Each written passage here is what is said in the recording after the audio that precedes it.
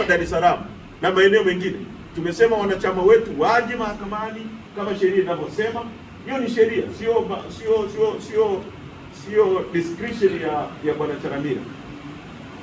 Waje mahakamani kwa amani, na nimeenda mbele zaidi nikasema wafunge vitambaa vyeupe kwenye mikono yao kuonesha kwamba wao ni watu wa amani, na hata wakipigwa mabomu wakae hata chini kuonesha kwamba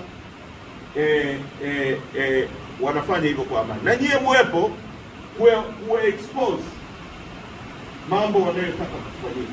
Wanachama wetu tunasisitiza, mnapokuja kwenye kesi ya mwenyekiti, sisi ni watu tunataka kurudisha utawala wa sheria nchi hii, kwa lazima sisi tuwe watu wa amani, kuonesha mfano dunia kwamba sisi ni watu wa amani na tukipewa nchi tutaiongoza kwa haki na kwa amani. Kwa hatuna sababu yoyote ya kufanya fujo, kumfanyia mtu yoyote fujo. Hatuna sababu hiyo, na hakuna mtu anayeitisha fujo yoyote kwenye mahakama, na tusingependa hilo litokee.